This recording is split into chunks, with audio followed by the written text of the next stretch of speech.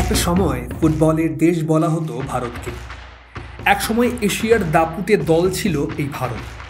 কিন্তু আজ তৎকালীন ফিফা প্রেসিডেন্ট সেপ ব্ল্যাটার বলেছিলেন ভারত নাকি ফুটবলের ঘুমন্ত দৈত্য। কিন্তু এই দৈত্যের জেগে ওঠার আগেই তাকে রাজনীতি ঘুম পাড়িয়ে দিয়েছে। তবে এই দুরবস্থা একদিনে তৈরি হয়নি। এই পচন শুরু হয়েছে বহু আগে থেকেই। কংগ্রেস সরকারের সময় প্রিয়রঞ্জন দাসমুন্সির হাত ধরে ভারতীয় ফুটবল ক্রমে ডুবেছে রসাতলে। ফেডারেশনের চেয়ার বদলেছে, কিন্তু বদলায়নি ফুটবলের হাল। রাজনীতি হয়েছে বেশি, ফুটবল কম। তারপর এলো নতুন যুগ, মোদি জামানা। বিজেপির अच्छे দিন, কিন্তু ফুটবলে সেই अच्छे দিন কই? ভারতীয় ফুটবল আজ আবারও মাটিতে মিশে যাচ্ছে। ভিশন 2047 বলে বড় বড় কথা শোনা গেলেও বাস্তবটা ভয়াবহ। র্যাঙ্কিং নেমে এসেছে 140-এর ঘরে।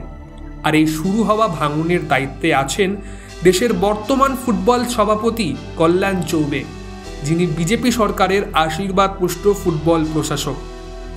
প্রশ্নটা সহজ, বিশ্বের গরিবতম দেশগুলো যখন গর্বের সঙ্গে বিশ্বকাপ খেলে, তখন 140 কোটির দেশ ভারতের নাম কেন নেই? উত্তর একটাই, রাজনীতি।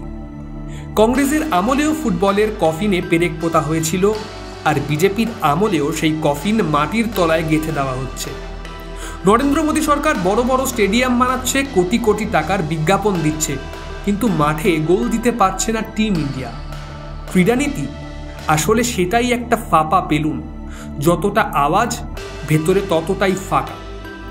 রাজনীতি আর পিআর চালিয়ে দেশকে বোঝানো হচ্ছে আমরা খেলাধুলায় এগোচ্ছি, অথচ বাস্তব বলছে ফুটবলে ভারত পিছিয়ে যাচ্ছে দিন দিন। ফেডারেশন দখল করে রাজনৈতিক নেতারা, মাঠে নামছে ব্যর্থ নীতি। প্রতিভা গড়ে ওঠার আগেই চূর্ণ বিচীর্ণ হয়ে যাচ্ছে। আজ ভারতীয় ফুটবল যেন এক ঘুমন্ত দৈত্য, যে জেগে উঠতে চায়, কিন্তু রাজনীতি তাকে ঘুম পাড়িয়ে রাখে। কংগ্রেস হোক বা বিজেপি, ফুটবল কারোর অগ্রাধিকার নয়। এখনো সময় আছে। এই দৈত্যকে জাগাতে হলে রাজনৈতিক খেলা বন্ধ করতে হবে। ফুটবলকে ফুটবল হিসাবেই দেখতে হবে, না হলে ঘুমন্ত দৈত্য হয়তো আর কোনোদিনই জেগে উঠবে না।